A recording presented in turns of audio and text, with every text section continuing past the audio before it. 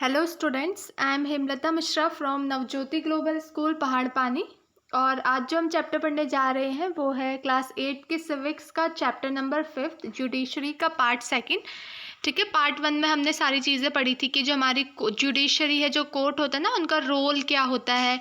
ठीक है, और जो जुडिशरी है वो कैसे इंडिपेंडेंट है हमारी गवर्नमेंट से। लेवल ऑफ कोर्ट्स पढ़े थे हमने, 3 डिफरेंट लेवल ऑफ कोर्ट्स थे। और हम जो क्रिमिनल लॉ है और सिविल लॉ के बारे में पढ़ रहे थे। तो हमने पढ़ा था कि क्रिमिनल लॉ, जो बेसिकली क्रिमिनल लॉ क्या होता है, जब जैसे कोई चोरी हो रही है या फिर जो कोई वुमेन के साथ हरेसमेंट हो रहा है, डाउरी के केस पे, कुछ डाउरी से रिलेटेड कोई केस है या फिर मर्डर से रिलेटेड कोई केस है, वहाँ पे वो चीज़ें कहाँ आती है, क्रिमिनल लॉ में आती है।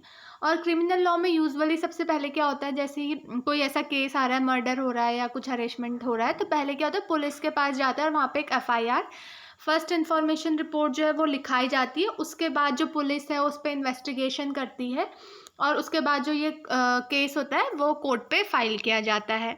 और अगर कोई गिल्टी पाया जाता है कि किसी ने कुछ किया है गलत, तो उसको क्या है, जेल पे डाल दिया जाता है और उसको फाइन भी किया जाता है।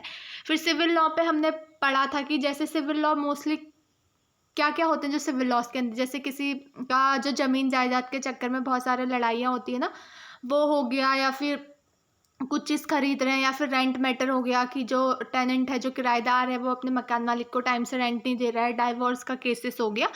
तो ये सारी चीज़ें जो होता है ये सिविल लॉ में आती है। और इसमें क्या है, हमें कोई पुलिस में जाके एफआईआर लिखाने की ज़रूरत नहीं होती है। ठीक है, इसमें क्या होता है, सीधे जो है हम कोर्ट में जो है वो केस फाइल कर सकते हैं। और जैसे ही जैसे केस फाइल किया, जैसे टेनेंट और लैंडलॉर्ड वाला केस किया हमने कि जैसे कोई किराएदार है, वो किराया नहीं दे रहा अपने मकान मालिक को, तो जो मकान मालिक है उसने कोर्ट पे फाइल किया इसको। फिर केस चला वहाँ पे लैंडलॉर्ड और टेनेंट के बीच में।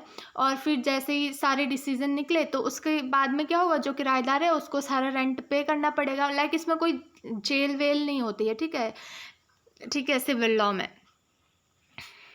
तो यहाँ पे पढ़ेंगे, does everyone has the access to court, क्या हर किसी को कोर्ट का एक्सेस है, क्या हर कोई कोर्ट पे जा सकता है। तो अगर हम वैसे देखें तो इंडिया में जो भी सिटीज़न जो भी रह रहे हैं वो कोर्ट में जा सकते हैं, उनका पास कोर्ट का एक्सेस है। तो इसका मतलब ये है कि हर कोई सिटीज़न जो भी इंडिया में है वो कोर्ट के थ्रू जो है जस्टिस न्याय पा सकता है। तो जैसे कि आपने पहले पढ़ा था, जो कोर्ट्स हैं वो बहुत ही सिग्निफिकेंट रोल प्ले करता है हमारे फंडामेंटल राइट जो हैं उनको प्रोटेक्ट करने में। जैसे कि अगर कोई भी सिटीज़न है, उसे ऐसा लगता है कि जो उसका फंडामेंटल राइट है, कोई भी राइट है, वो क्या हो रहा है, वायलेट हो रहा है, या फिर उनके लाइक जो राइट टू एजुकेशन या कोई भी राइट है उन्हें नहीं मिल रहा है, सही से वायलेट हो रहा है, तो वो जाके जो कोर्ट में अप्रोच कर सकते हैं और वहाँ पे जस्टिस न्याय के लिए बोल सकते हैं, केस कर सकते हैं वहाँ पे। ठीक है, वैसे तो कोर्ट जो है सबके लिए अवेलेबल होते हैं। अगर in reality access the court have always been difficult for a vast of majority in poor in India. वैसे तो बोलते हैं कोर्ट जो हर किसी के लिए अवेलेबल होता है, लेकिन अगर हम रियलिटी में देखें तो बहुत ही डिफ़िकल्ट होता है। जो पुअर पीपल होते हैं मोस्टली, उनके लिए तो कोर्ट में एक्सेस करना बहुत ही ज़्यादा डिफ़िकल्ट होता है। ऐसा इसलिए होता है क्योंकि जो लीगल प्रोसेस होता है ना, उसमें बहुत ही ज़्यादा पैसा लगता है और बहुत ही ज़्यादा पेपर वर्क होता है, बहुत ही ज़्यादा कागजी काम होता है। जैसे हम कोर्ट में कोई केस फाइल करा रहे हैं ना, तो उसमें पैसा भी बहुत ज़्यादा लगेगा, प्रोसीजर होता है, बहुत ज़्यादा पेपर वर्क होता है,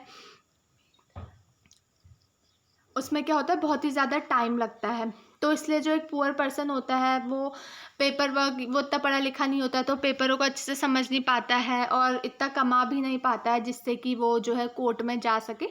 तो वो नहीं जा पाते हैं ज़्यादातर जो पुअर लोग होते हैं। तो इस प्रॉब्लम को सॉल्व करने के लिए the Supreme Court in early 1980s divide the mechanism of PI, public interest litigation on PIL to increase access to justice. तो सुप्रीम कोर्ट ने 1980s में इस प्रॉब्लम को सॉल्व करने के लिए पीआईएल, पब्लिक इंटरेस्ट लिटिगेशन जो है वो पास किया, जिससे कि हर किसी को जो है जस्टिस मिले। इसमें क्या होता है ना, जैसे कि कोई भी इंडिविजुअल है या कोई भी ऑर्गेनाइजेशन है, वो पीआईएल कर सकती है, लाइक हाई कोर्ट या सुप्रीम कोर्ट में, अगर उन्हें लग रहा है कि उनके राइट वायलेट हो रहा है। और पीआईएल कैसे कर सकते हैं, जैसे जो उसका लीगल प्रोसेस होता है बहुत ही सिंपल होता है। या तो हम कोर्ट को एक लेटर लिख दें, या फिर टेलीग्राम जो हम मैसेज करते हैं ना जहाँ से, वहाँ से हम सुप्रीम कोर्ट या हाई कोर्ट को बता दें कि हमारा, जैसे हमने कोई लेटर लिख दिया, कोई कोर्ट है या कोई केस है, हमने उसके लेटर को लिख दिया कि हमारे साथ ऐसा ऐसा हो रहा है, या फिर कहीं टेलीग्राम पे मैसेज डाल दिया, तो उसे जो सुप्रीम कोर्ट और हाई कोर्ट है एज अ PIL ही कंसिडर करती है और वो केस जो है वो कोर्ट पे चले जाता है। तो मतलब पहले क्या होता था, PIL जो था वो बहुत ही सिक्योर, इससे जस्टिस मिलता था और बहुत सारे इश्यूज जैसे कि बॉन्डेड लेबर्स हो गया और सिक्योरिंग रिलीज ऑफ प्रिजनर्स इन बिहार, ठीक है, जो कि जेल में रखे गए हैं पनिशमेंट के बाद भी, ये सारी चीज़ें जो है पहले जो लोग थे वो देते थे। तो आपको पता है कि जो मिड डे मील जो है चिल्ड्रन अभी स्कूल में खा रहे हैं, दिन में जो गवर्नमेंट होता है ना, गवर्नमेंट स्कूल में दिन में जो होता है लंच बच्चों को वहीं पे मिलता है, ये भी एक PIL है। मतलब किसी ने लिखा होगा, किसी ने लेटर लिखा होगा कोर्ट को कि ऐसे ऐसे बच्चे जो पुअर पीपल हैं वो नहीं एफर्ट कर पाते हैं, तो जो गवर्नमेंट है उन्होंने कोर्ट है उन्होंने समझा होगा और मिड डे मील की जो स्कीम है वहाँ पे चलाई होगी, ठीक है। तो यहाँ पे जैसे बताया गया फोटो कि यहाँ पे 2001 में राजस्थान में ड्रॉट आया था, जिसकी वजह से क्या होता, खाने की बहुत ही ज़्यादा शॉर्टेज पड़ गई थी। मीनवाइल जो गवर्नमेंट का गोदाम था वहाँ पे बहुत ही ज़्यादा नाच पड़ा हुआ था, जो चूहे ऐसे ही खा रहे थे, लेकिन गरीबों के लिए बहुत ही ज़्यादा शॉर्टेज थी। तो इस सिचुएशन में क्या हुआ था, बहुत ही ज़्यादा भूखमरी फैल गई थी। तो ऑर्गेनाइजेशन जो पीपल यूनियन और सिविल लिबर्टीज़ होती है, उन्होंने एक PIL फिल कर दी, सुप्रीम कोर्ट को बोल दिया एक लेटर लिख के कि गवर्नमेंट के गोडाउन में इतना ज़्यादा राशन पड़ा है लेकिन फिर भी लोग भूख से मर रहे हैं। तो उसमें यही लिखा था कि जो फंडामेंटल राइट है हमारा, राइट टू लाइफ है, ठीक है, आर्टिकल 21 में, जिसमें कि राइट टू फूड भी है। तो उन्होंने ये बोला कि लोगों के पास एडिक्वेट फूड नहीं है खाने के लिए, लेकिन गोडाउन में इतना ज़्यादा अनाज पड़ा है, ये तो गलत है। तो ये सुप्रीम कोर्ट की ड्यूटी है कि वो सबको जो है खाना प्रोवाइड करे। PIL एक लेटर लिख के या फिर टेलीग्राम पे उन्होंने डाल दिया। तो इससे जो है ये डायरेक्ट किया गया कि जो गवर्नमेंट है वो ज़्यादा से ज़्यादा एम्प्लॉयमेंट प्रोवाइड करे और चीपर प्राइसेस में जो है राशन शॉप्स में फूड जो है प्रोवाइड करे और मिड डे मील जो है चिल्ड्रंस को प्रोवाइड करें। तो for the common person access to court is to justice, जो कॉमन पर्सन है वो कोर्ट पे क्या, जस्टिस न्याय पाने के लिए ही जस्टिस कोर्ट पे जाता है। तो जो court exercise a crucial role in interpreting the fundamental right of the situation, जैसे आपने देखा कि जो right to life, right to food है ना, फंडामेंटल राइट है, तो जो कोर्ट है वो ये मेक श्योर करता है कि जो ये चीज़ें ये फुलफिल हो। तो इसीलिए उन्होंने ऑर्डर दिया कि इस मिड डे मील स्कीम जो है चलानी चाहिए। So, however, there are also court judgment that people believe work against the best interest of common person. For example, activists who work on issues concerning the right to shelter and housing for the poor people. That recent judgment on evictions are free carry from earlier judgment, जैसे right to life, right to shelter, ये सारी चीज़ें होती हैं। तो government ने भी इन सारी चीज़ों में भी ध्यान दिया कि हर किसी को जो है घर हो रहने के लिए, मतलब फैसिलिटी हो जहाँ पे वो रह सके। जैसे कि स्लम एरिया में जो लोग हैं वो वहाँ पे रहने के लिए लोग के पास पैसे नहीं है, तो जो म्यूनसिपल कॉर्पोरेशन है उन्होंने ये मेक श्योर किया कि वहाँ जो लोग हैं वो अच्छे से जो है वहाँ रह सके। तो और भी इशू है जो कॉमन पर्सन फेस करता है, ठीक है। और जो कोर्ट होता है, मोस्टली कोर्ट में क्या होता है, या तो केस डिनाई कर दिया जाता है या तो लंबे टाइम तक खींचा जाता है।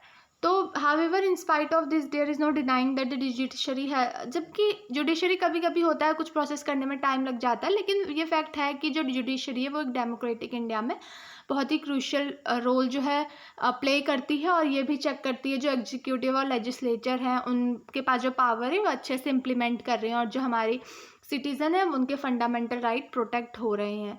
और जो मेंबर्स हैं कॉन्स्टिट्यूशन असेंबली के, ठीक है, वो भी ये देखते हैं कि जो जुडिशरी है वो इंडिपेंडेंट है, ठीक है, और जो हमारी डेमोक्रेटिक कंट्री है उसका एक बहुत ही की फीचर है।